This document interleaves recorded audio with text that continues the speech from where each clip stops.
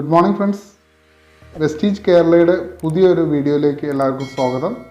ഞാൻ ദിബീഷ് തിരൂർ. വെസ്റ്റീജിൽ ഒരു പുതിയ വ്യക്തിയെ ജോയിൻ ചെയ്യിക്കുമ്പോൾ അവരുടെ KYC ചെയ്യുന്നതിന് എത്രത്തോളം പ്രാധാന്യമുണ്ടോ അത്രത്തോളം തന്നെ പ്രാധാന്യം അർഹിക്കുന്നതാണ് അവരുടെ ബാങ്ക് ഡീറ്റെയിൽസും പാൻ കാർഡ് ഡീറ്റെയിൽസും അപ്ലോഡ് ചെയ്യുക എന്നുള്ളത്. നമുക്കറിയാം, പ്രതിമാസം വെസ്റ്റീജിൽ നിന്ന് വരുമാനം വരുന്ന സമയത്ത് പാൻ കാർഡ് ഡീറ്റെയിൽസ് നമ്മൾ അപ്ലോഡ് ചെയ്തില്ല എന്നുണ്ടെങ്കിൽ 20% വരുമാനത്തിൻ്റെ 20% അവർക്ക് നഷ്ടപ്പെടാൻ സാധ്യതയുണ്ട്. അതേപോലെ തന്നെ ബാങ്ക് ഡീറ്റെയിൽസ് നമ്മൾ അപ്ലോഡ് ചെയ്തില്ല എന്നുണ്ടെങ്കിൽ അവരുടെ വരുമാനം അവരുടെ കയ്യിലേക്ക് എത്തുന്നതിന് കാലതാമസം പിടിക്കുന്നുണ്ട്. പലപ്പോഴും ബാങ്ക് ഡീറ്റെയിൽസും പാൻ കാർഡ് ഡീറ്റെയിൽസും അപ്ലോഡ് ചെയ്യുന്നതിന് നമ്മൾ തൊട്ടടുത്തുള്ള മിനി DLCPയിലോ DLCPയിലോ അതുമല്ലെങ്കിൽ ബ്രാഞ്ച് ഓഫീസിലോ നേരിട്ട് ബന്ധപ്പെടാറാണ് പതിവ്. എന്നാൽ ജോയിൻ ചെയ്ത വ്യക്തിക്ക് തന്നെ അവരുടെ പാൻ കാർഡ് ഡീറ്റെയിൽസും ബാങ്ക് ഡീറ്റെയിൽസും അപ്ലോഡ് ചെയ്യാനുള്ളൊരു സാധ്യത ഇവിടെ വെസ്റ്റീജ് ഒരുക്കിയിട്ടുണ്ട്. നമുക്കതൊന്ന് പരിചയപ്പെടാം. നിങ്ങളുടെ ബ്രൗസർ ഓർ ഗൂഗിൾ ക്രോമിൽ ജസ്റ്റ് കയറിയിട്ട് new bank pan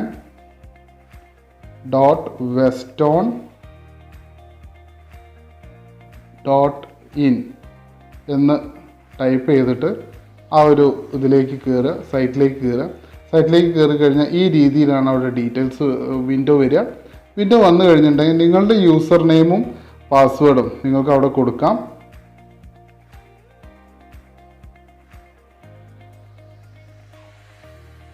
okay, just login ചെയ്യാം. ലോഗിൻ ചെയ്ത് കഴിഞ്ഞിട്ടുണ്ടെങ്കിൽ ഈ ഒരു വിൻഡോ ആണ് നിങ്ങൾക്ക് വരിക. ഈ വിൻഡോയിൽ ഓൾറെഡി ഇപ്പോൾ അവരുടെ പാൻ കാർഡ് ഡീറ്റെയിൽസും ഈ ഡിസ്ട്രിബ്യൂട്ടറുടെ പാൻ കാർഡ് ഡീറ്റെയിൽസും അതേപോലെ തന്നെ ബാങ്ക് ഡീറ്റെയിൽസും നമ്മൾ കൊടുത്തിട്ടുണ്ട്. കൊടുത്ത സ്ഥിതിക്ക് ഇനി ഇവർക്ക് കൊടുക്കേണ്ട ആവശ്യമില്ല. നിങ്ങൾക്ക് സ്വന്തമായിട്ടാണ് കൊടുക്കേണ്ടതെന്നുണ്ടെങ്കിൽ ഈ ഓപ്ഷൻ കൊടുക്കുക. അല്ലാന്നുണ്ടെങ്കിൽ നിങ്ങളുടെ പുതിയ ഒരു ഡിസ്ട്രിബ്യൂട്ടർ, നിങ്ങളുടെ താഴെ വരുന്ന നിങ്ങളുടെ ഡൗൺലൈനിലായിട്ടുള്ള ഒരു പുതിയ ഡിസ്ട്രിബ്യൂട്ടറുടേതാണ് നിങ്ങൾക്ക് കൊടുക്കേണ്ടതെന്നുണ്ടെങ്കിൽ ന്യൂ പ്രസ് ചെയ്യാം. ഓക്കെ, ഒരു കാര്യം കൂടി ശ്രദ്ധിക്കുക, നിങ്ങളുടെ ബാങ്ക് ഡീറ്റെയിൽസ് അപ്ലോഡ് ചെയ്യുന്നതിനും അല്ല നിങ്ങളുടെ താഴെയുള്ള ഡിസ്ട്രിബ്യൂട്ടർക്ക് അപ്ലോഡ് ചെയ്യുന്നതിനും ഒരേ രീതി തന്നെയാണ്. അവിടെ നിങ്ങളുടെ ഡിസ്ട്രിബ്യൂട്ടറായി നിങ്ങളുടെ ആരുടെയാണോ ഇത് ചെയ്യേണ്ടത് അവരുടെ ഡിസ്ട്രിബ്യൂട്ടർ ID ജസ്റ്റ് ഒന്ന് കൊടുക്കുക.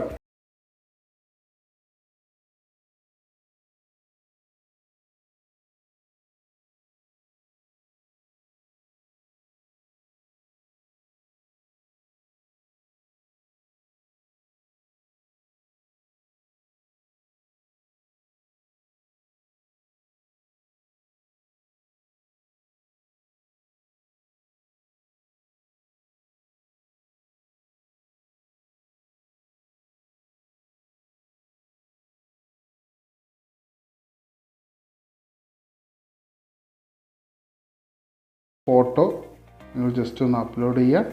എന്നിട്ട് ഒരു കാര്യം കൂടി ശ്രദ്ധിക്കുക, ആദ്യം പാൻ കാർഡ് ഡീറ്റെയിൽസ് അപ്ലോഡ് ചെയ്ത് സേവ് ചെയ്തതിന് ശേഷം മാത്രമേ നിങ്ങൾ ബാങ്ക് ഡീറ്റെയിൽസ് ചെയ്യാൻ സാധിക്കുകയുള്ളൂ.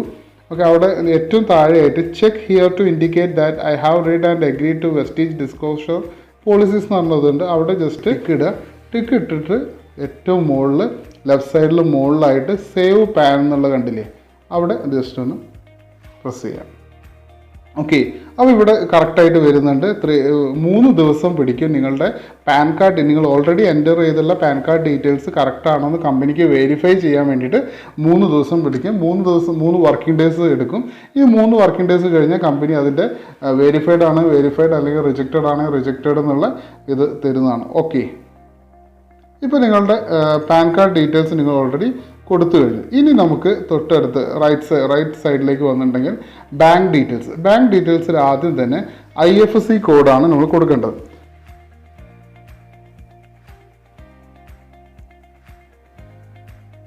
IFSC ഡീറ്റെയിൽസ് കൊടുത്ത ഉടനെ തന്നെ നിങ്ങൾ ജസ്റ്റ് ശ്രദ്ധിച്ചിട്ടുണ്ടാവും, കൊടുത്ത് ടൈപ്പ് ചെയ്ത ഉടനെ തന്നെ അതിൻ്റെ ഡീറ്റെയിൽസ് കമ്പനി ഇവിടെ കാണിക്കുന്നുണ്ട്. ഈ ഒരു വിൻഡോയിൽ കാണിക്കുന്നത് സിൻഡിക്കേറ്റ് ബാങ്കാണ്, തിരൂരാണെന്ന് കാണിക്കുന്നുണ്ട്. ഇനി അത് ഓക്കെ ആണെന്നുണ്ടെങ്കിൽ നിങ്ങൾ എന്ത് ചെയ്യാം, അക്കൗണ്ട് നമ്പർ ടൈപ്പ് ചെയ്യാം. ഒന്ന് തൊട്ടപ്പുറത്ത് റീടൈപ്പ് ചെയ്യുക.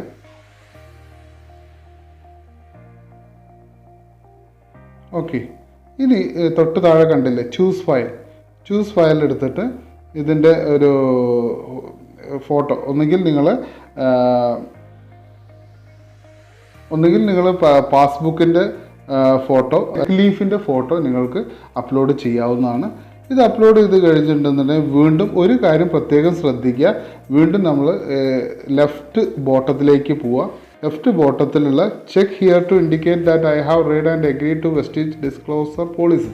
അവിടെ നിങ്ങൾ ജസ്റ്റ് ഒന്ന് ടിക്ക് മാർക്ക് ചെയ്യുക. ടിക്ക് മാർക്ക് ചെയ്യണം നിർബന്ധമാണ്. ടിക്ക് മാർക്ക് ചെയ്ത് കഴിഞ്ഞിട്ട് മുകളിലേക്ക് വന്നിട്ട് സേവ് ബാങ്കിൽ പ്രസ് ചെയ്യാം.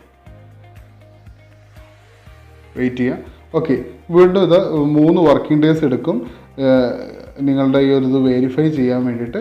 അത് വെരിഫൈ ഓക്കെ ആണെന്നുണ്ടെങ്കിൽ ഒരു കാര്യം പ്രത്യേകം ശ്രദ്ധിക്കേണ്ടതെന്ന് വെച്ചാൽ നിങ്ങൾ പാൻ കാർഡിൻ്റെ ഡീറ്റെയിൽസ് ഫോട്ടോ എടുക്കുന്ന സമയത്തും അതേപോലെ തന്നെ നിങ്ങൾ ബാങ്കിൻ്റെ പാസ്ബുക്കിൻ്റെ ഫ്രണ്ട് പേജ് അല്ലാന്നുണ്ടെങ്കിൽ നിങ്ങൾ ചെക്ക് ലീഫിൻ്റെ ഫ്രണ്ട് പേജ് ഫോട്ടോ എടുക്കുന്ന സമയത്ത് അത് അത്രത്തോളം ക്ലാരിറ്റി ഉണ്ടെന്ന് ഉറപ്പ് വരുത്തുക.